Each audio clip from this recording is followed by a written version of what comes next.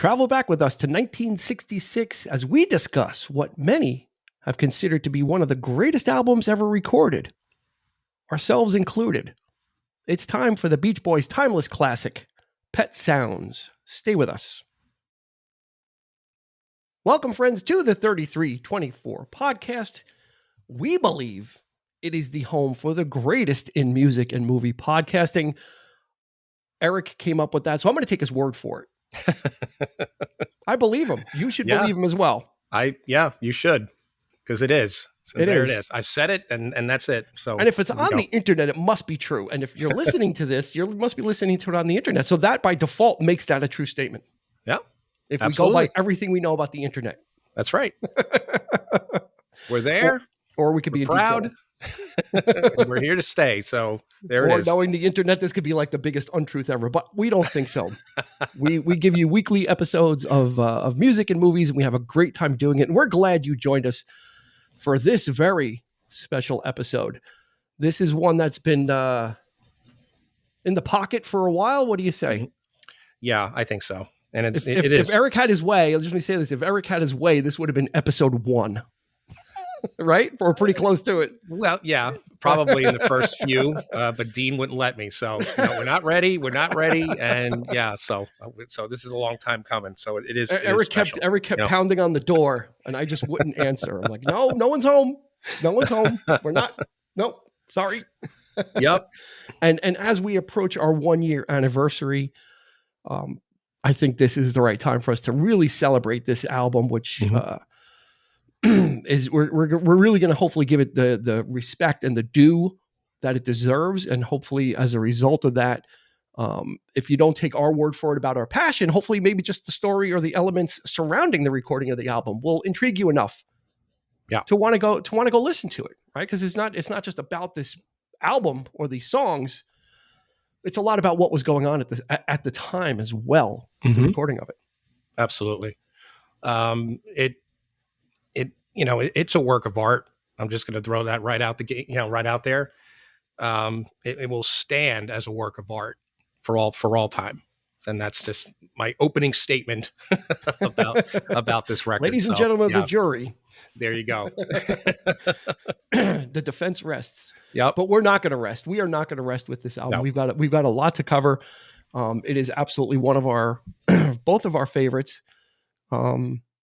And oddly enough, we came to it at different points. It's not something that we listened to together, oddly enough. So you would think, oh, this is something that they both got. No, actually, no. No, actually, and quite the opposite. Exactly. And but I think it's probably the definitive album that you and I connect with. And I think, and the reason for that being is because it's so progressive. So there's something in it for both of us. You're more into sort of the pop aspect. Yeah. I'm into the progressive side of it, and it's both. And that's it's a wonderful, wonderful combination. So yeah. Like I said, and I think for me, it's also the story about this album. And we're not going to unfortunately spend a lot of time on just Brian Wilson. We absolutely could do an episode. He is the main driver. He's going to be the main character in this story. We can kind of let you know right now, the rest of the Beach Boys are going to play a relatively minor role in this story, because they kind of do on the album, not to undermine what they've done. And we're not going to do that, but let's get it started. Okay. Let's stop talking about what we're going to talk about and start talking about it. Let's get into it. Yeah. So this was released in May of 1966. That would make it almost 56 years old. Yeah. Oddly enough. Number 10 on the charts, on the album charts, reached number 10. Number 2 on Rolling Stone's Top 500 albums. We had spoken about that during our Sergeant Pepper episode, and we'll kind of circle back on that a little bit. There were 3 singles released from this album. Caroline, No, but that's the title. Number 30 hit number 32. Sloop John B hit number 3, and Wouldn't It Be Nice hit number 8. Just overall, just to kind of tie that up. At the time, this was not a hit for the Beach Boys. No, it was actually considered a miss. It was not something that performed up to what the Beach Boys standards were perceived to be at the time.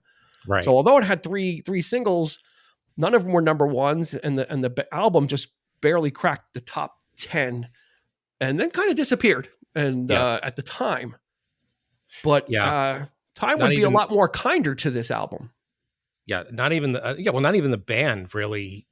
I guess at the time thought it was, or I know Mike Love for sure didn't think that it was. It wasn't up to this, like you say, the standard of what they were doing and what they were used to doing.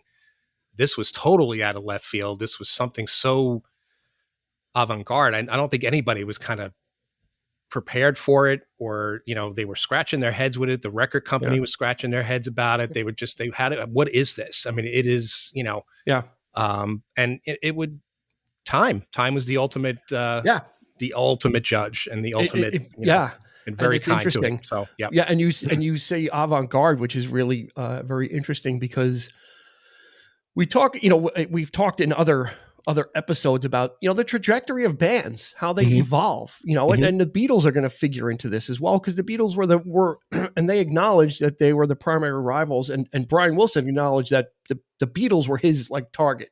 That was what was motivating him to do what he was doing, not to copy the Beatles, because these bands don't sound anything alike, but they were both inspiring each other by what they were doing, and the Beatles were paying attention to what Brian Wilson was doing with the Beach Boys as well. Sure. So just to kind of let's kind of set the pre-table for it. And we had talked about it a little. Again, we're going to reference the Sergeant Pepper episode a little bit because it's a nice adjunct. These episodes will go nice together. So if you want to check that out as well. Brian Wilson had his share of stresses, maybe some borderline undiagnosed mental issues. Basically, has somewhat of a nervous breakdown in the mid 60s. Decides he does not want to tour anymore. He cannot handle the stresses of touring. So he says, I'm not touring anymore. You guys go out, get a replacement, which the first one was Glenn Campbell. It was the first replacement to kind of fill in. He just went in, and those striped shirts fit, and they put him out there, those Pendleton shirts. Got him out there, and eventually they got Bruce Johnston as a regular quote unquote fill in. That allows Brian Wilson to spend time in the studio. The Beatles would follow suit. Not long after, the Beatles would also become tired of touring after Brian Wilson did it, and they would also say, we don't want to tour. We want to spend time in the studio creating music. That's right. And as a result of that, Rubber Soul was the album that was such a fine example of music that just came together in the studio. I mean, the whole recording aspect of that album is just it's pop perfection, and it's so solid and so broad, and and every song is no filler on the album. And I guess when Brian Wilson heard this album, that inspired him to say, well, I am going to make the greatest rock album. Here comes my response to Rubber Soul, where there will be no filler. Every song will be special. So but to hear Rubber Soul, and it's ironic that to me because it's so, to me, I think Rubber Soul might have been the pinnacle of what the Beatles were accomplished. Because if you think about it, what they did after that, they were starting to deconstruct that sound. With Revolver, it was more sparse, more spread apart. It wasn't as full. And then, of course, they went on to do, Sergeant Pepper, which was the ultimate masterpiece, the ultimate statement. The response to Pet Sounds. Exactly. Exactly. But, that's when things started going on in the band, where they started going off and doing their own things and really starting to separate that whatever it was that came together on Rubber Soul collectively started to split apart. And then by the time they got to the White Album, then of course they were in different, literally in different rooms doing their own thing. But it just seems strange to me that, Rubber Soul might be that pinnacle of when of a sound that was just so collective and so perfect. And I think that's what you make a really good point, that the Beatles were working, even though they had different styles and George Harrison had a different thing, they were all working in a collaborative state or of the same mind. And that's not what was happening with the Beach Boys. Is you've got basically Brian Wilson and then the rest, or you could say Brian Wilson and Mike Love. And Mike Love famously was attributed with, don't mess with the formula, meaning we do songs about cars, we do songs about surfing, we do songs about girls. Yeah. And that's our stock and trade, and do not mess with that, because they've had success with it. That's where they made their name. But much like the Beatles with that kind of stuff, She Loves You, I Want to Hold Your Hand, they progressed past it and they said, well, we're going to tackle some more serious themes. Norwegian Wood, In My Life. Mm-hmm. Right. And they start to go towards that. And Brian Wilson was on that same path of, we can say something with music besides the surf is up and grab your girl and go get a soda. Like he was trying to progress towards that, where the rest of the group was basically like, well, this is what we do. And, we're making money. Mm-hmm. So there was that little, so he didn't have the backing and the collaborative spirit of it. Not that they were against him, but he was starting to go on his own path. And by sending the Beach Boys out on tour, that leaves him alone in the studio. That's right. To then in his playground. So that's when he grabs Tony Asher, who was an ad writer and a jingle writer. He was an advertising guy. Yes. Not necessarily a lyricist, but they connected somehow, and he got him as a partner to help write these lyrics, and they would have extended discussions about life. And Brian Wilson was not a teenager. He was a young adult. And that's what a lot of this is about is, what's it like to be a young adult and transitioning into manhood or transitioning into responsibilities, and that netherworld where you're not a kid anymore, but you don't really feel like a full-on adult. That's right. And you're looking to do something and to step into that next chapter of your life. And exploring this through music was the concept of the album. They call it a concept album. It's not a particular story or anything like that, like most concept albums are. The concept is life. It is the blueprint of life, falling in love, falling out of love, the experiences. Yeah. And through the music, I mean, it's a sonic experimentation of that. But Tony Asher would add those simple lyrics to a lot of these songs that were just not, not anything like really that you had to read into, like you really didn't have to decipher them or anything like that. It was so simple. And yet they were also very multiple interpretations. Yeah. You could, you could interpret, you could stick, bring it to your own personal experience, or it could be so widespread that it could be something totally different.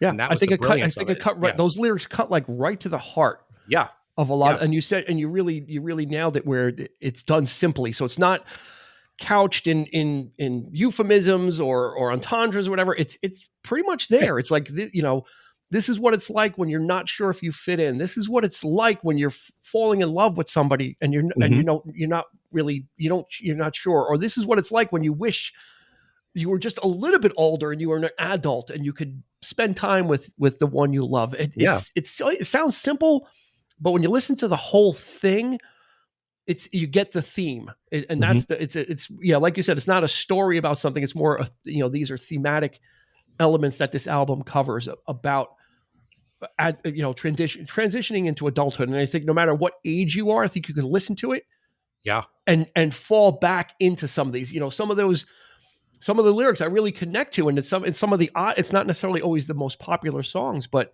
so Brian Wilson goes into the studio.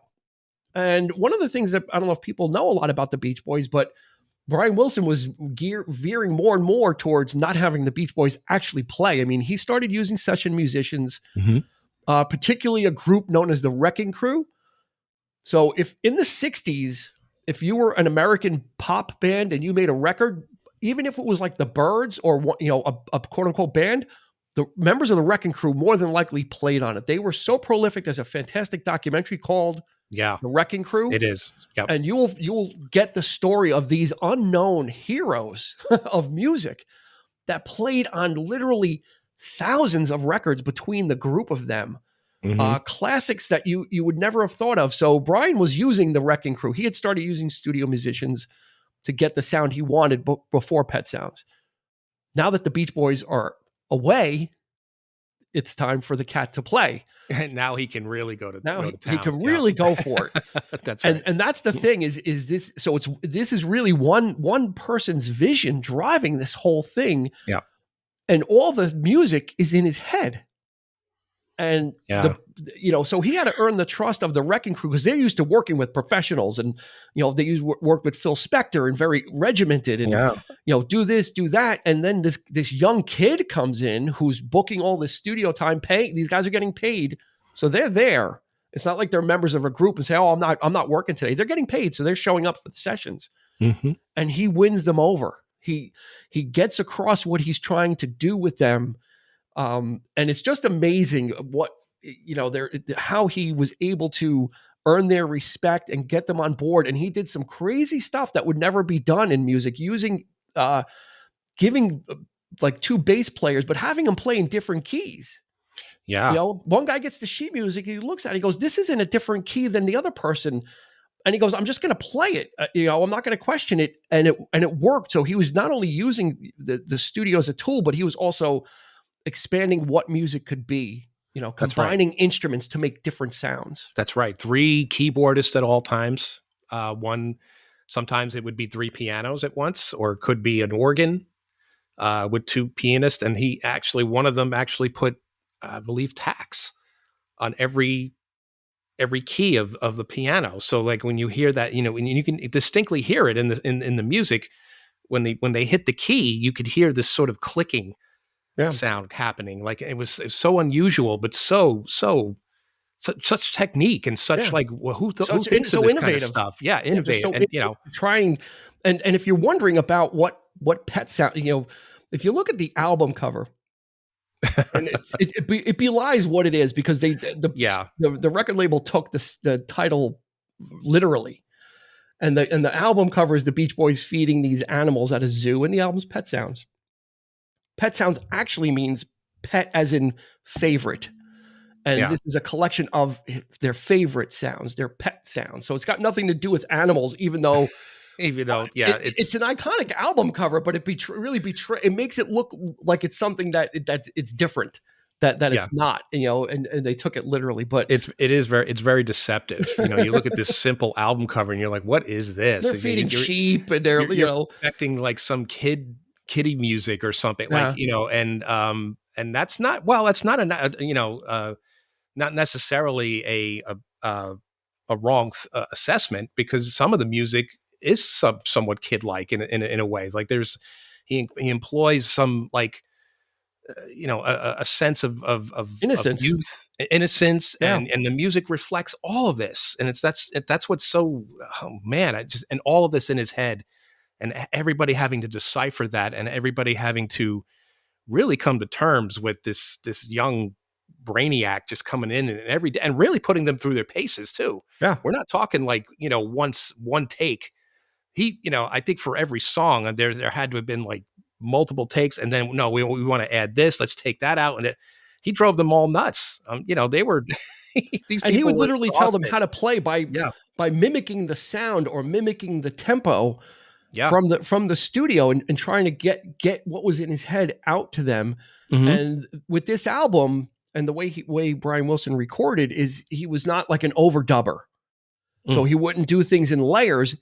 So if you're talking about the Wrecking Crew, and you're talking about 2 or 3 bass players, couple of guitar players, Hal Blaine on drums, couple of keyboardists, all these guys have to do everything at the same time. At the same time. And if he heard one thing that was off, even though he was mostly deaf in his right ear, he would hear that one thing didn't sound correct in his mind. He would stop, try and explain what it was that he needed to hear, and they would all have to go again. And you can't do that without getting professional musicians. No, because regular band members would be throwing their instruments because these guys are getting paid to do it. And he would just put them through their paces until it matched what it sounded like in his mind. And try doing that today with today's budgets. And, there's no way anybody could do that today with such a broad group of musicians. And it would cost an absolute fortune to do that. And, but it blows my mind just to think that this is all going through his head, and to be able to pick that out one person doing something wrong, yeah, or something off, and everything stops. I mean, God, how does that happen? I mean, everybody agrees that there's something. He was channeling something in his brain that was unlike anything anybody had ever done before. And it was, and I think the good. I think it's the good thing that the Beach Boys were not around, so he had that that released pressure of people scrutinizing what he's doing or questioning what he's doing. That would come. It would come. It would come later on. But for now, while the Beach Boys were out there touring and spreading the message of the Beach Boys, he was like the mad scientist in the laboratory, creating something totally different that was nothing like. I mean, there was a couple of songs you can pick out that were kind of the lead up to it. Mm-hmm. But like you said earlier, this was a demarcation point, whereas most bands kind of evolve into it. Like you said with Rubber Soul, they kind of work their way into it. This was kind of like almost a full stop of no, here we go. And I'm doing something totally different. And many consider it basically to be a Brian Wilson solo album because he really was the architect of everything. What do you think? What's your assessment of that? Do you agree with that, or for the most part? Much. Or, I mean, I think if he had his way, he would have. I mean, he pretty much sings lead on almost everything. Yeah. So there is, and when Caroline No was released as a single, it was released as Brian Wilson. Mm-hmm. It was not released as the Beach Boys. It was released under Brian Wilson's name. So there's a lot of that, and I think that the Beach Boys were also kind of placating him and like, you know what, let's let him do this. Let's just kind of go ahead. We'll play nice, but then if it doesn't work out, and that's kind of what would end up happening. So, Beach Boys returned from the tour. The tracks are pretty much done, and they're like, well, what because they didn't really know what was going on. They weren't consulted because Brian was writing with Tony Asher. And they come back like, well, what is this? What we don't connect with this. What is this talking about? Mm-hmm. We're not, again, Mike Love just always seemed to be like the stuffed shirt, like just was not hip to anything, not open to something different. Right. He even had a problem. One of the, the song I Know There's an Answer was originally called Hang On to Your Ego. Yeah. And he, the drug reference, it sounds like a trip thing. So, change the lyrics. I mean, the guy couldn't have been more of a stick in the mud, in a group, just trying to, I'm going to say, trying to protect his own interests of keeping the Beach Boys successful and not being an artist. I agree. And I think he was more or less an extension of Brian's dad too. I think his dad was very controlling and very, and he was all about the success. And he spent more time, worrying about what they were doing abroad, what the band was doing abroad, than what his own son was doing in the studio. Mm-hmm. Otherwise, he could have came in and said, "Hey, you're done. What is this?" But because the Beach Boys were on tour, he would follow their success and their pattern. And I think Mike Love is almost like his right-hand man in a sense, mm-hmm. where he would come in and try to talk Brian out of these things. Like, no, we're surf, we sing, like you say, we're surfing music and car music. This is what we need to be doing. What is this? They just couldn't, but I think they, in a sense, too, because of his mental issues, I think they didn't know how to handle Brian at this point, because mm-hmm. he was being so creative, but at the same time, so unapproachable or distant. Exactly. Yes. Yes. And Tony Asher, I was reading a quote that he said, and it was kind of like, Brian Wilson's like a brilliant musician, but an amateur human being. And it sounds mean, but I understand what he meant, that he didn't connect well with people like that. And was awkward and kind of uncomfortable, but you put him in that musical environment, and he was able to flourish and produce stuff and sing. Oh my God, his vocals on mm-hmm. Pet Sounds alone are worth the price of admission. To hear his soaring vocals on Don't Talk, Put Your Head on My Shoulder, it's just like, So Beach Boys come back, right?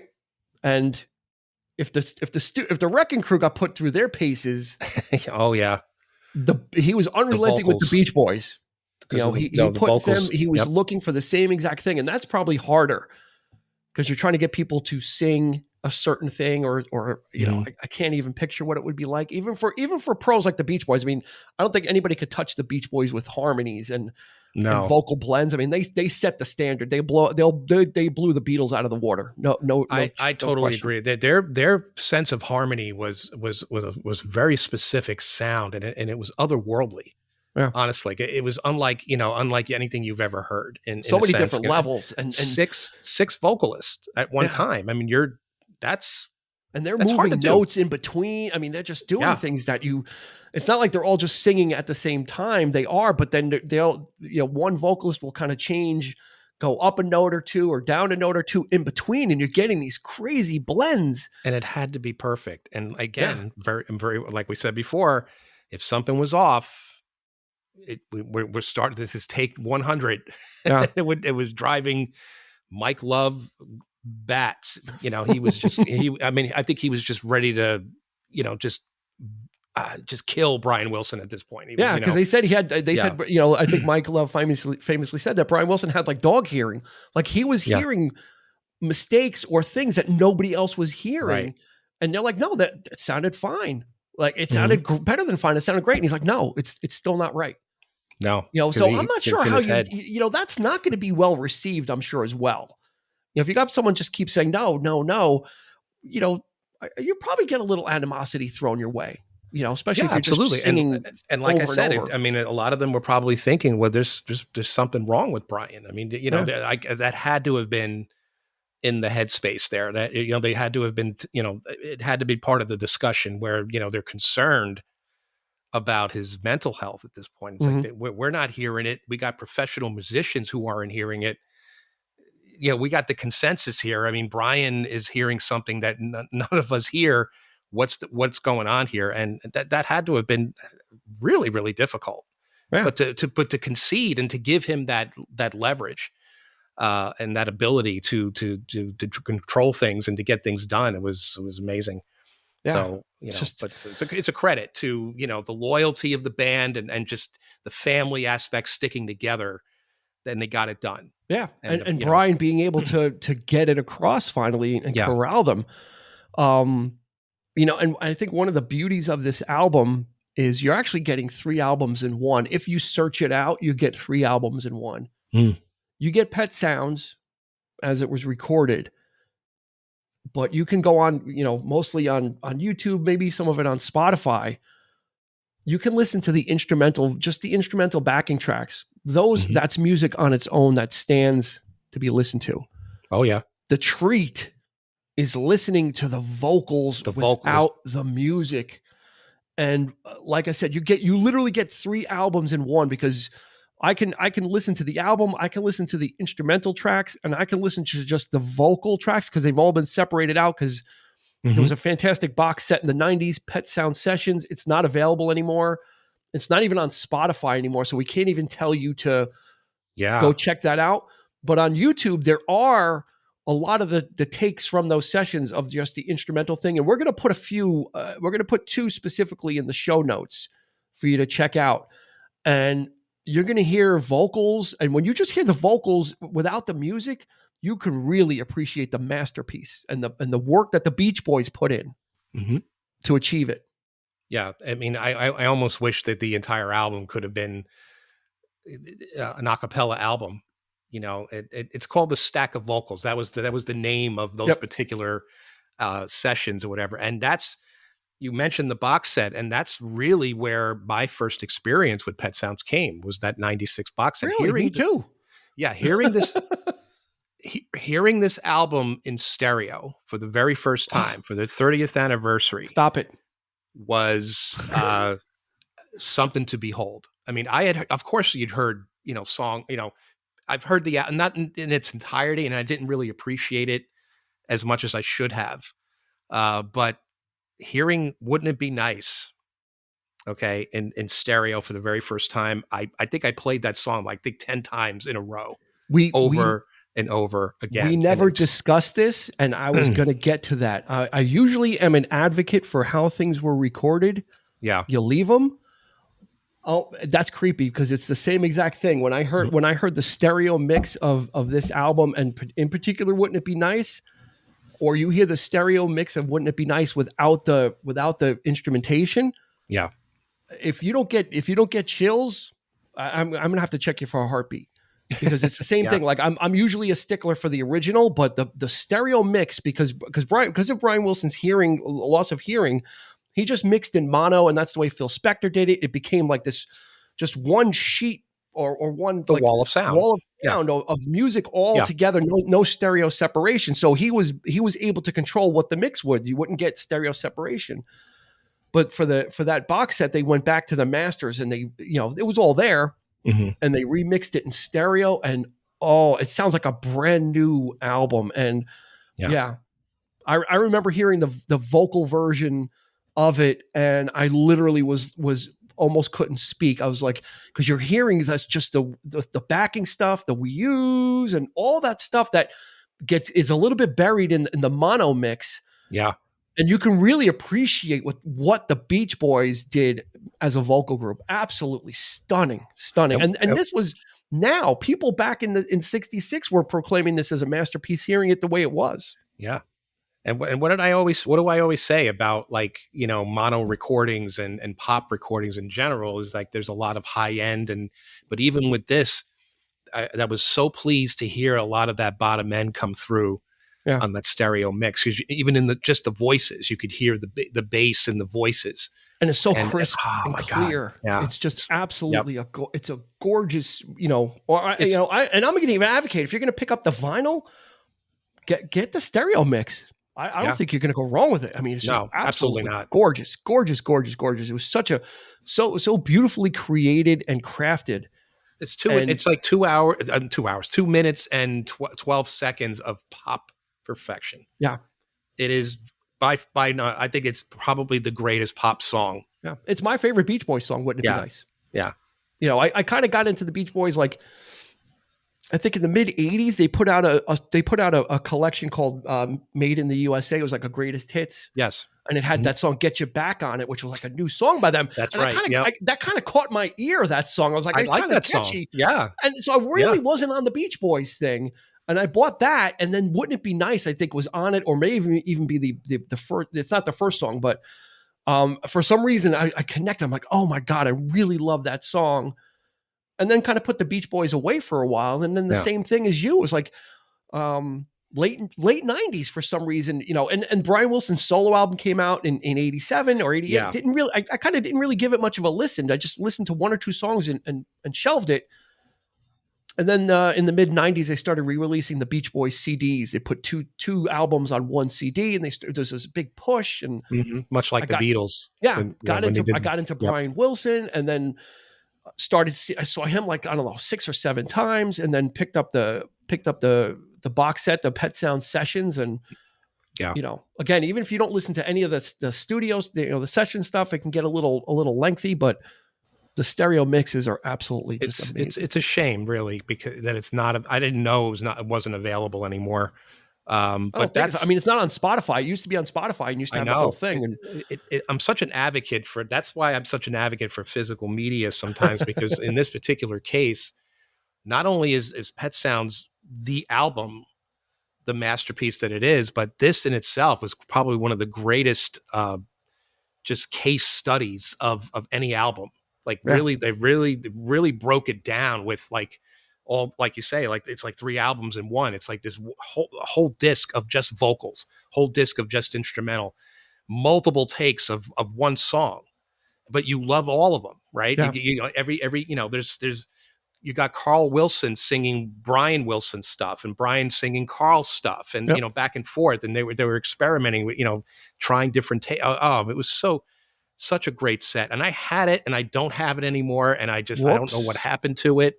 And I could kick myself for not having it in my possession. I have it. I'll sell you my copy. If I were to, like, I'm sure if I went to buy it today, it would be like $1,000 or something. I don't know. I didn't even check, but let's get to the music. Mm-hmm. Well, let's get to one more thing. Again, this, we talked about this album coming out as a response to Rubber Soul. We mentioned it a little bit, but the Beatles would hear this. And most particularly Paul McCartney has a very strong affection for this. And he's basically said God Only Knows, which is on this album, It's probably the greatest song ever written. I mean, he concedes that to Brian Wilson. Mm-hmm. This would, again, it's two bands like communicating with each other through music. You know, Rubber Soul inspires Pet Sounds. Pet Sounds, you know, they get Revolver out and he's making Pet Sounds. So Pet Sounds inspires Sergeant Pepper because they hear what that, you know, the Beatles hear that and say, wow, what can we do? How can we push further? So I love that these two bands were just kind of going at it. And, you know, unfortunately, Brian Wilson would not be able to sustain it. I mean, that's the thing is his demons got the better of him and the pressures of the group for him to not continue doing stuff that was unrelatable to them, made him an outsider. And I think that also contributed to his problems because he had no support. Whereas the Beatles were like all for one for all, do whatever you want. We'll play on it.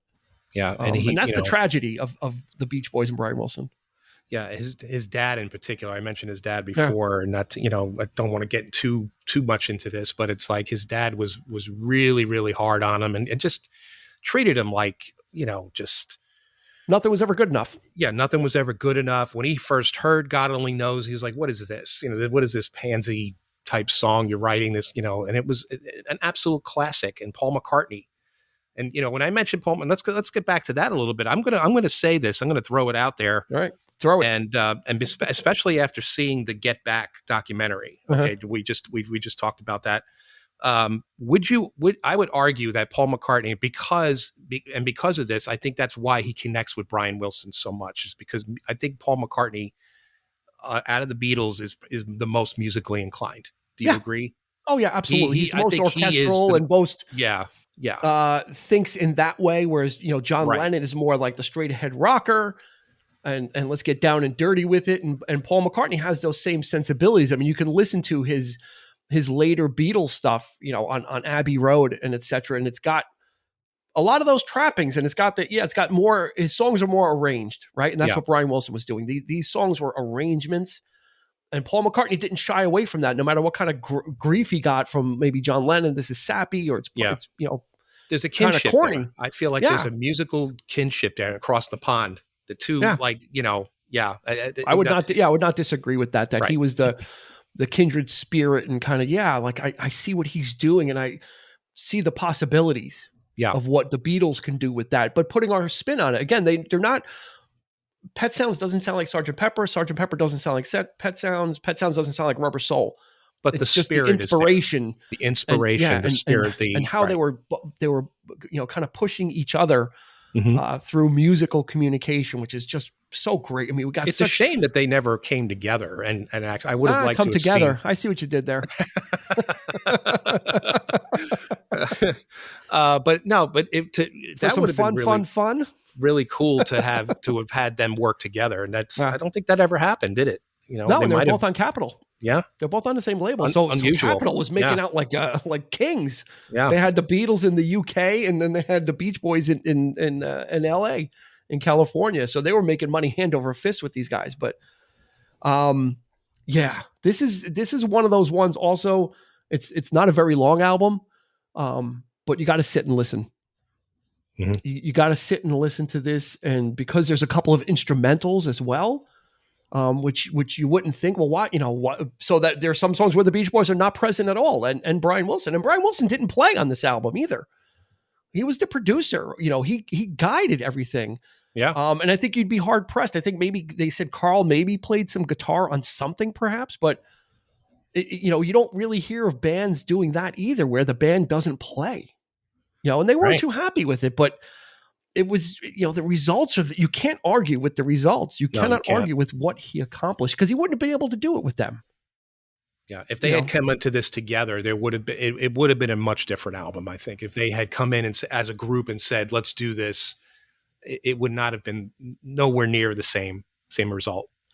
The vocal alone is probably the most important aspect, in terms of, really dry. And that's where the Beach Boys come in. So in a sense, he's using them as backing musicians. Yeah. Oh yeah. They are instrument. They are as much an instrument of the studio, because again, he as the producer, he's bringing them in and saying, okay, these are done. And now we need you to go to work and do this part, and kind of So he was like literally like the commander. He finished the backing tracks, and then they came in and laid it down. And um, yeah, wouldn't it be nice is just the opener, and it's just one of those songs that I think everybody can connect to. If you, like I said, you don't have to be of the age, but you can kind of remember the feelings of when you were younger, and hoping and wondering what it's going to be like when you're older. And Mm-hmm. when you're a man or a woman or whatever, and you're in a relationship, and it's that hopeful feeling. And that's what the album really kind of, for the most part, portrays, is those feelings of hope with love, and what's to come, Yeah, and we've all maybe some been there. uncertainty. And Yeah. there's definitely some uncertainty about it as well. It addresses that too. But it could also be, I mean, if you're a cynic, if you could look at the song, like again, I think there's another interpretation there. It's also a warning. Be careful what you wish for Mm-hmm. sometimes, because we've all been there. We want that life. We want to be married, and when things don't turn out just quite the way, then you look back on that song and you say, hey, there's that naivete of it is gone. That aspect of the Yeah. song, and I don't even think there was any naivete to it to begin with. If you just look at it, it's just a hopeful song, sure, but it's not. It doesn't. It's not a sort of a puppy dog kind of just random pop song. There's more to it than that, and then Mm-hmm. that multiple interpretation there. I think I had mentioned this before, but it's almost a cautionary like kind of thing happening where yeah, things you want that, but things may not turn out that way, and it is nice to think about, Mm-hmm. but life just doesn't sometimes doesn't work that way, right? I mean, it's Yeah. true. I mean, Yeah. so I but the could look song at it still back. resonates, I look at it from the you know. innocent point of view of it, though. I Yeah, look back at it as you don't know what you don't know yet, right? And that's why it's so romantic to, when you're young, to think about those things, right? Because you haven't experienced right. Well, the heartache or whatever happens in your life. When you're from at my that own age, experience, yeah, from my you're own kind of projecting it. You're yeah, projecting the good things. right. Yeah. From my own experience, though, it's like I wanted that, though. I Yeah. wanted to be to grow up so fast, Yeah. and to just jump in, so decisions were made, but it's just but that kind of thing, and that's what the song speaks to with me, is like just wanting that so Hmm. much that you're just ready for it, even if you're not ready for it, but Yeah. so there's that sort of so why are we such in a hurry to grow up, kind of thing, that's the thing. Yeah. It's like that's where the cautionary aspect comes into play for me with that song, so Yeah. uh, And you get a little bit of that self-doubt in the song "That's Not Me," which I really like that song, even though Mike Love has the vocal. mhm. I just like the what it gets across, right? Because it's that self doubt, and about being alone, but then kind of things don't necessarily turn out like you thought they would, and you miss being around people. So these songs really approach things. It's not all just love and happiness. It's Yeah. approaching that young adulthood from all these different aspects, and it really kind of was able to knock it out of the park with this, really. But it's told like from the perspective of a young adult that you feel as if he might as well have been, he could have been 50 years old writing these songs. I Mm-hmm. mean I mean they don't evoke that like, again, that naivete, that Yeah, it's not innocence. Like immature. there's a maturity to Yeah. these, to just because of the music and the lyrics too, uh so yeah, I mean they're genuine, they're Mm-hmm. true. It's not just some like lollipop type pop stuff, like like a lot of that was going on in the 60s, but Yeah, it's not about dating and going, exactly, the taking puppy your dog, taking your yeah, favorite girl out and stuff like that. right, It's right, kind of what happens after that, and what happens when you've outgrown all that, yeah, and what is next on the horizon for you. And that's, of course, there's two songs, but really one song that's got nothing to do with all this, and that's Sloop John B, yeah, which which is which is a kind of a cover, weird. It's almost like a palate cleanser. Before you get to side two, and Al Jardine, who's the guitarist for the Beach Boys, was really into folk music, yeah, and was really pushing Brian, like, hey, check out this song, we should do it, do an arrangement of it. And Brian Wilson wasn't a really big folk fan, but eventually kind of, Al Jardine got it in front of him, and then Brian Wilson kind of worked it up into something that was totally different. And oddly enough, Al Jardine auditioned to sing it, and Brian Wilson said no. Said, I'll do it. So the guy promotes the song and gets him to look at it, and he doesn't get to sit there. He doesn't get to do it. Nope. Denied. Poor Al Jardine. Yeah. And then oddly enough, another oddity is the song. There's actually a title track called Pet Sounds, and it's an instrumental. And if you listen to it without knowing what the title was, it might evoke something, because it was originally supposed to be, or it was submitted as for consideration to be a theme for a James Bond film. The working title was Run James Run, which is James Bond, and it's got that sound to it, and that's what it was supposed to be. Is offered it up for use in a James Bond movie, and so it has a little bit of a surfy sound, but it also has a little bit of that Bond sound that you used to kind of hear back then. And that's really what it was. But then they said, no, we can't, we're not going to use it. Interesting. I never knew that. And now when I think about it, it's like, I could totally see, especially the earlier Bond, like Dr. No. It's got that swinging kind of sound to it. That's right. Yeah. Loungy. Yeah. Yeah. It's got the horns and everything. So that's what it was supposed to be. But then they said no. So, all right, we'll rename it Pet Sounds. You could definitely see like the graphics on the screen, like the sort of like, like one of those intros, one of those like Saul Bass, like, what I'm talking about, like those, like those animated, like, fonts coming on, and wow, that's really cool. I never knew that. That's what it originally was. So, so that's kind of an outlier in an interesting way. But again, it fits nevertheless, because the other instrumental is Let's Go Away for a While, and that's just kind of just really, you want to talk about loungy, right?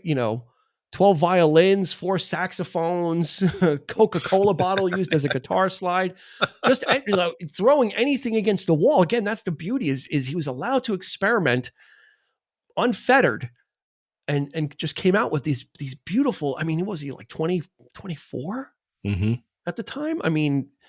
Just amazing stuff that was in his head that he was able to get out and find people that would work for him and work with him to get it done. It's just an album that, I still got, I listened to it, I don't know, like 3 times, not that it was a problem, but I listened to it like 3 times before we did the show. And I still get like those feelings, like, or when I hear, I just wasn't made for these times. It's just, you can kind of connect to those things where you don't feel like you belong sometimes. And, you feel like you're an outsider, even with your friends. Even as a, if you're not that age, you still can kind of feel that, or remember if you went through that when you were younger, and kind of connect to it. And it's just what makes it so special, because it's certainly not dated. There's no like, stuff of the 60s and groovy and hip, although there is trip. They use the word trip. The sound, the sounds, sure. Of course you could argue that some of the sounds of being played and being, could evoke that time. Yeah. But lyrically it's timeless. That song in particular is my favorite. Yeah. That's the one I relate to the most, because I was such an introvert, and and when there's the line, they say I got brains, but they ain't doing me any good. And God, there's just so, those are, they cut deep, they really do. It's like, it's simple, it's direct, but boy, they really get you, and again, back to the instrumental pieces on the album. I played it for the very, for my oldest son for the first time, and cause he was a big Sergeant Pepper fan. And I played in Pet Sounds, and he had never heard it. And I said, this album, it one up Sergeant Pepper in the aspect that there's not 1, but 2 instrumental songs on this record. So that in itself is something, a feat, like that's who does that? You know what I mean? So, so he was like, oh, like he was kind of, I think he was a little impressed by that, or not, I don't know. I don't know what he thinks of it, but yeah, I no, think that he, it all goes to like it all went to just set the table for this. And like I said, it came out and people were like, yeah, all right, I guess next. Like it didn't have, I mean, there were some critics or some people like the Beatles, like, other musicians understood what was going on and respected it. People but it just weren't kind of things died on weren't the getting, vine. yeah, things weren't that artsy yet. There wasn't that much happening on that scene. As I think the Beatles were starting it, but you think about the albums that it came out like in like 67, 68, like people like the Zombies and, Odyssey and Oracle and all these like trippy psychedelic stuff, that came out. They say that Pet Sounds is psychedelic. I don't really see it that Nah. way. I wouldn't put that in that box. It's not as trippy to me. And when you look at it through that lens of where things were starting, where the psychedelia was taking over, incense and peppermints and all that kind of stuff. Yeah. Pet Sounds can kind of sound weak compared to that. If people are starting to gravitate, and the Beatles kind of were starting to touch psychedelia with, Lucy in the Sky with Diamonds, and they weren't afraid to go there. And the Beach Boys would try, and that was, the pinnacle, one of the greatest unreleased albums ever would be the attempted follow-up. But Pet Sounds was kind of died on the vine. And then in the 70s, people started to reevaluate it. It through the rear view mirror and say, wow, I think, we kind of missed something on this. Like, that's right. It kind of evokes a different time. And, I guess after what society was going through at the time and saying, this is something special. And it only grew over time. And like I said, when Rolling Stone put out their first, 500 top albums, it was number 2 and Sergeant Pepper was number 1. I mean, that's pretty much the way it should have been, or the way it was, right? Because one inspired the other, and one was like the run up, and then Sergeant Pepper theoretically was the pinnacle, But then, like we talked about, when they re-released, Rolling Stone redid the list in 2020 or 2021, Sergeant Pepper dropped to like number 13 or somewhere around there, but Pet Sounds stayed at number 2. It did not move. Other albums got shifted around. I think we went through that. I think we went through the top 10 or whatever it was. And all these other albums got shifted around, dropped or whatever. Marvin Gaye's What's Going On took the number 1 spot, but Pet Sounds stayed exactly where it was because it did not falter and it did not diminish under the lens of time. Whereas Sergeant Pepper, might be overblown for the Beatles. Maybe Rubber Soul was better or something. But Pet Sounds stood the test of time. Yeah, I mean, you're talking about more. Sergeant Pepper was more about the musical experimentation, I think, but you really can't connect to songs like Lovely Rita, and you know what I mean. Like that's not a song that you could take and wear it on your chest, and like Pet Sounds. I mean, is so personal, and so mature, and so I don't care. I don't know if I could. I don't think I could listen to it with somebody. I'll be honest. I don't know if I could put Pet Sounds on. That's an interesting point. And listen to it with somebody. Nothing against anybody. Nothing. I don't know. But you want it for yourself. Yeah, I don't know that I could sit there with somebody in another room and putting this on and kind of me kind of experiencing it, and then having somebody else there. Yeah. You know what I mean? I don't know. It's kind of strange. There are a few songs that I like. Don't Talk, for example. To me, again, Brian Wilson is in his early 20s, and there's that mature aspect of writing a love song, which I could probably consider that to be one of the greatest love songs ever conceived, ever written, because it's so.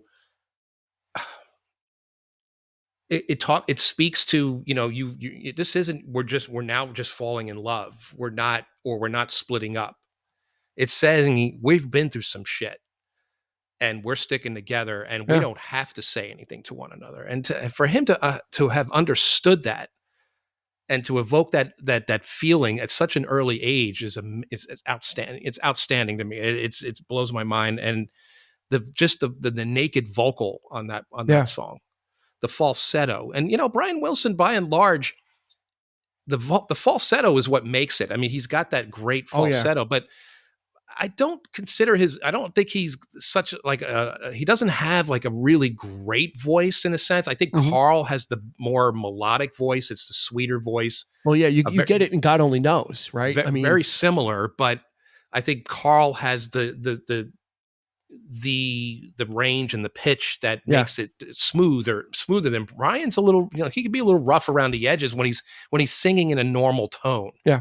But that falsetto is like unmistakable. It sends chills up your spine. But when he's singing like, Don't Talk, and it's so naked and it's so vulnerable, and just the emotion that's being evoked there is that gets me every time. That song, the chills, Yeah, so, and just like I said, I think we got to give some respect to God Only Knows as well, which is kind of like the timeless song from them, and the one that's endured, and that's Carl Wilson's. That's really the only time we hear from Carl Wilson. But wow, it's a simple lyric. God only knows what I'd be without you. It's kind of like really simple, but it goes. Actually, when you first hear it, it's like, I may not always love you. So the you think, very first line of that song. This is not starting off too good, but then nobody writes that, right? Yeah. I mean, but as long as there are stars above you, you'll never need to doubt it. Like, he turns it right around. I may not always love you, but you know what? I'm going to explain why that's not going to be true. Yeah.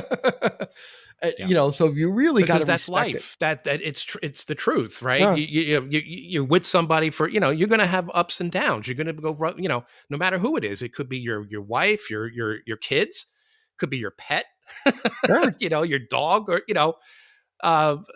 your parents. Like, that's what I'm saying. It's so universal in that, and it's a broad sense there, but it speaks to everyone. And like I said, I don't care what musical background you might have in a lot of groups. You could be be in the biggest punk band or metal band. I think anybody could identify with this record. Everybody could identify with this record. It's so. Just, now here's the thing. He was at the time of these sessions. They recorded Good Vibrations. Yeah, and it was considered to, they were going to put it on in place of Sloop John B. They were going to put Good Vibrations on this album. Do you think it would fit? I think so. Really? I always wanted it to be on Pet Sounds because I love that song in itself is a masterpiece. Yeah, I don't think it fit. I think it really it fits outside of it because they had started. I think that was really starting to do something. I think it has more in common with what he was going to do with Smile than it does with like Pet Sounds. I think it's like that. It was that next evolution of going to the nth degree of getting a sound and doing stuff. And I think it's definitely a step up. Yeah. There's no doubt. I mean, if believe it or not, I mean, how do you step up Pet Sounds? But there it is. Yeah. Yeah. And that was the thing is the Beatles respond with Sergeant Pepper. So Brian Wilson's like, well, I've got something up my sleeve. So he ditches Tony Asher and he hooks up with Van Dyke Parks, who was another lyricist, very abstract. And their project was going to kind of be more of an Americana type, travelogue about the United States called Smile. And it totally fell apart. Like, the backlash came in because Pet Sounds didn't do what it was supposed to. So it's now it's like, well, we have to exert some control over Brian. And he was getting more and more erratic. Sessions were getting crazier and crazier. He was, lighting fires in the studio to try and get a certain feel for stuff he was doing. Everybody had to wear fire hats. So he really started to kind of become a little erratic, and Smile became an obsession. The sessions went on forever and ever with snippets of stuff being created that was supposed to be stitched together, but they weren't figuring it out. And then finally Brian just kind of cracked. Like, the pressure became too much. The whole project got abandoned. He never wanted to hear anything from it, never wanted to look at anything from it, and was like, kind of like, it doesn't exist anymore. And the Beach Boys would put out, Smiley Smile, which was some fragments of it. And then the Beach Boys would evolve. But, Brian would recede from the Beach Boys for the most part, and the Beach Boys would have to find their own way. And they were able to reinvent themselves. They eventually kind of, became a different group and had to find their own identity without Brian, because he was basically in the band, but not really present. And when he was, it was very reluctantly. Yeah. And he would contribute maybe one or two good songs, Yeah, or over something that time, was like old that he had hanging around, and they exact would yeah. regurgitate it. So he was real, and then things got worse through the '70s. He got really in bad shape. Yeah. Um, got hooked up with a therapist that was absolutely taking advantage of him and just isolating him, drugging him up. Finally got free of that in the '90s. And kind of started emerging again, started touring, started record. He's very prolific, right? He records. Like I said, I saw him on tour a bunch of times. Actually shook his hand. Yeah, you did. I took Go ahead. advantage. I tell took that story. Go ahead. Tell I the took full my story. Where did I go see him? We went to go see him at, this is one of my famous things is, he was opening for Paul Simon at Jones Beach. Yeah. So I got tickets, and the intention was not to stay for Paul Simon. The intention was to see Brian Wilson. So, and he was doing like a little, like after his set, like he opened, so then he would go back and like, sign merchandise or whatever. So I don't care. Paul Simon's on whatever. So I go back over there, and he's like in this little table area, and he's like signing posters. And I get my poster, and I, give it to him, and he signs it. And then I just put my hand out and I grabbed his hand. Like this was as close as I was ever going to get to him. Yeah. I'm like, I had to go for it. I just like shook his hand. I said, thank you, and then that was it. I was done. Like you didn't have to, we left. I was like, great. I don't need to really do anything else with it. That's great. So I actually got to see him. He took Pet Sounds out on a symphonic tour. So wherever he would be, he would get a local orchestra, and they would play all of the stuff. So I got to see him do Pet Sounds with all with a symphony, with all the instrumentation and arrangement the way it was supposed to be. I got to see him do Smile in its entirety when he finally did release Smile in the 2000s and put together that masterpiece. I got to see that as well. So nothing but love for Brian Wilson and everything that he's done. To hear that album in its original context was interesting for me. For what, Smile? For Smile, yeah. Because I loved it. I absolutely love, of course, Good Vibrations, but ironically, they changed the lyrics a little bit on the song for Smile. But I absolutely love Surf's Up. That's like one of my all-time favorites, and that appeared on the self-titled album Surf's Up, and that's when I think when they were starting to get a little psychedelic. But it was the early 70s though, so like Feel Flows and songs like that, and Till I Die was another masterpiece too. Yeah. I love that one. But But hearing Smile for the first time, I didn't know what to make of it. Honestly, I really, they're talking about vegetables and I loved it, and just it's just very, very odd. It took a while for me to warm up to that record. A little bit more than Pet Sounds, because it was just so such a it was such a contrast to what I was used to on Pet Sounds. So if Mike Love hated it, I loved it. And he really disliked Van Dyke Parks, who was the lyricist. He just didn't get all the abstract stuff, and they shelved it. And then in the early 2000s, members of Brian's backing band kind of convinced him, like, let's take a look at this. So they got all the tapes. They reached out to Van Dyke Parks, who was the lyricist. They said, do you remember some of this, or what do you remember what song was going to go with what? And he had all of his notes.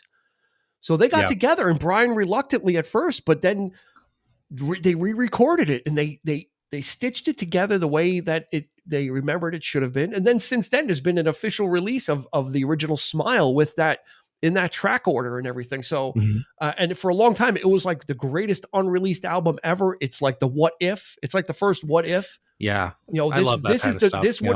This would have supplanted Sergeant Pepper, and I firmly believe that had it come out at that time, it was just trippy and psychedelic enough, but still melodic and interesting that it just might have done it. He might have been able to pull it off, but he didn't have the support. He was having the emotional issues. He said the album scares me. I can't listen to it because he was so freaked out.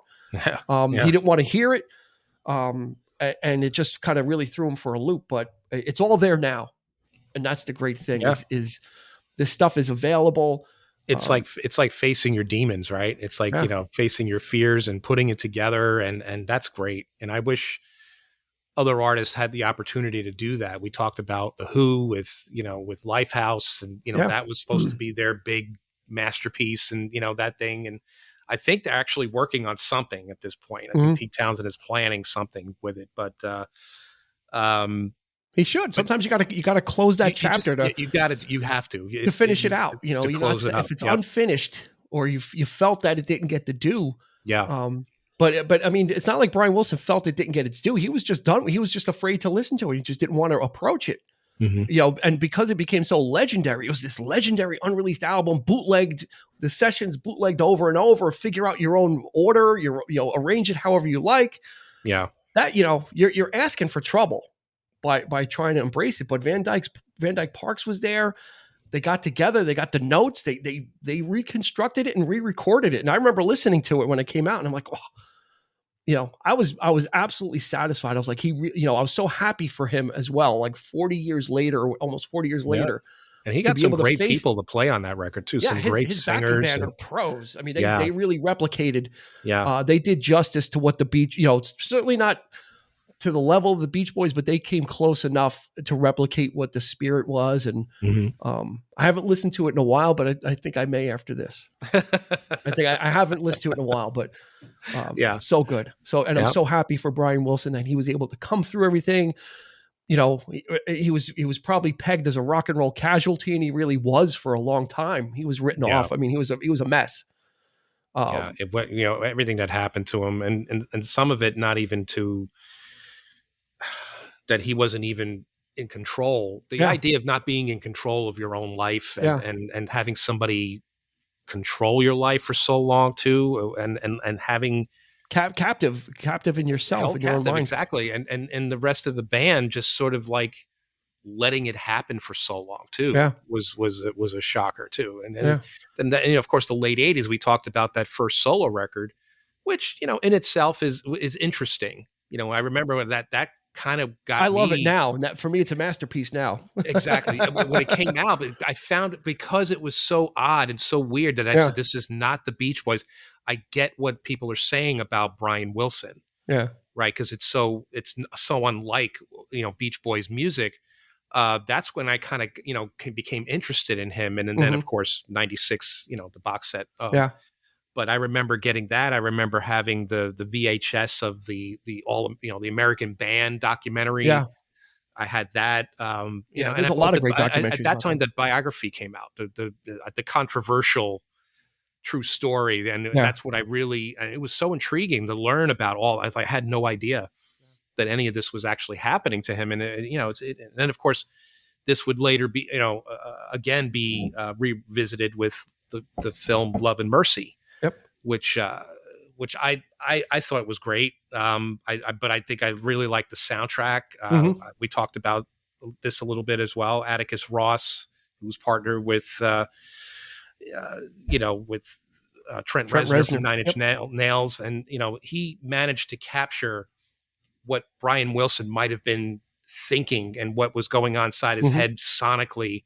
And I think that soundtrack is so brilliant, but the way he did it, and Brian Wilson endorsed it. He said, this is it. Yeah. And that movie's a great companion piece to this because it deals with what he was doing during Pet Sounds. Like it's told specific times. Yes. Yeah, Pet Sounds at his most creative, and then at his absolute most vulnerable and most sort of almost self-destructive in a sense, but, and interesting enough, that's the time when you and I got into Brian Wilson is those two specific time periods. So it was so cool that they nailed that. I'm sorry, I'm going to be redundant, but I have to admit, I got into Brian Wilson because Jeff Lynne produced one of the songs on his album and co-wrote it. I was waiting for it. The brilliant "Let It Shine."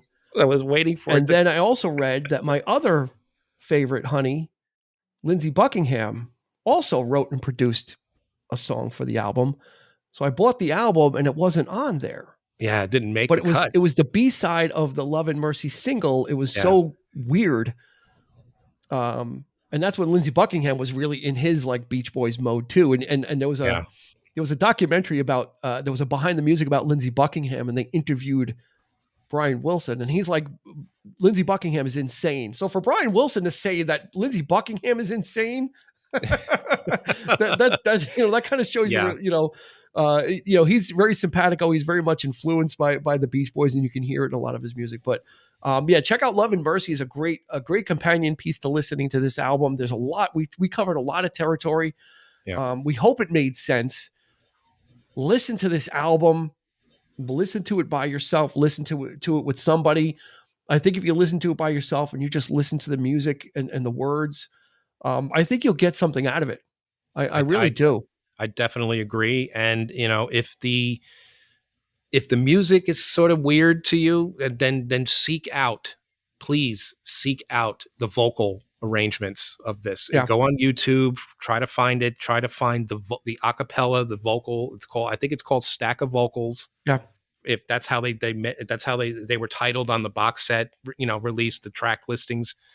If you could find just the vocal of Wouldn't It Be Nice? Well, we're going to do it. I'm going to put that in the show notes. I'm going to put great. I'm going to put the vocal only of Wouldn't It Be Nice in the show notes, and I'm going to put the instrumental only of Wouldn't It Be Nice in the show notes. So you can kind of listen to those, because everyone knows the song pretty much. Yeah. If you listen to our podcast, you're probably listening to classic rock and all that great stuff. So we'll link those two in the show notes, and you could just listen to some just amazing performances, and just listen to that. Just listen to the instrumental, and you can hear all these different musicians playing and all these different sounds being made. There's a an accordion and this timpani drums that have great reverb on it, and Hal Blaine just anchoring everything, and just so much stuff going on. It's almost overwhelming, like, senses when you listen to the track by itself, because there's just so much there to digest that you take it for granted. When you hear the song with the vocals and the music, you just kind of take it for granted. But when you hear them separately, each one is a masterpiece. Yeah. And listen with headphones. There you go. It'll do it justice. And if you don't get chills, I don't know. I don't know what to say. Eric's going to come over with the paddles and give you shock and get your heart going. I might start crying. You're gonna make me cry if you're not moved by, absolutely, just if it doesn't give you chills, then I don't know what else to say. Then it doesn't give you chills, go sit in a refrigerator. Right. That's the only way you're going to get them. No, not to be mean or anything. It's just you don't. Then I don't know. I guess you're just not musical. I guess, or so, whatever. All right, but Eric said it. This has to affect you. Put it out there. Yeah, he's laying it down, and I'm laying it down too. This is one that we've waited for a long time to talk about. This we've brought it up every so often, and we just kind of kept keeping it at arm's length. But as we approach our 1-year anniversary, we're ready to share one of the ones that we absolutely love. Yep, and we are more than happy to talk about this one. Yep. And let you know how we feel about it. And hopefully, and this is what this podcast was about, is letting people know how we feel about these things, what it means to us, what the experience means. And that's the great thing about music, is sharing these experiences. We love to hear about that as well too. Yeah. And this is a good way to kind of tie it up, is, let us know if and when you do listen to Pet Sounds. Hit us up on social media. We'll have a post with the episode link. So let's start a conversation there. We would love to hear from you. Yeah, and let absolutely. us know. Does it? Hey, listen, if you don't like it, that's fine too. It's not for everybody, but it connected to both of us. Oddly enough, separately, we never talked about it. We never listened to it together. But we came to it, on our own, and got the same thing out of it, which is kind of amazing. Yeah. And that's the beauty of music, and that's the beauty of sharing and talking about music, and that's what we do each week. And we thank you for joining us on this very special trip about a very special album that's near and dear to both of our hearts. So find us on social media. Getting verklempt. Getting here. I'm not crying. You're crying. I'm not crying. You are. So hit us up on social media, 3324 podcast. You'll find us on Facebook and Instagram if you use that. Let's get the conversation going about this. We would love to hear you and your thoughts about it. And we'll probably even post the instrumental versions on our group as well. So even if you don't want to go into the show notes, we're going to put it out there for you to check out, and we'll probably throw some comments as well. So thank you for joining us for this episode. Much appreciated. Thank you. Again, we're coming in on our year celebration, so thank you for your support. It's been nothing but fun and a great ride. Absolutely. Thank you. As always, we appreciate you guys, and Dean said it better than I did, but we just appreciate you guys out there. Please give this one a listen. And we'd like to hear back from you. We just if none of the other episodes you don't want to say anything about, but this one we would really like to hear, because this is really one of our favorites, and it is very special. Let so hit us up. Yep. So we're going to leave it there. For Eric, this has been Dean, and we will see you on the flip side.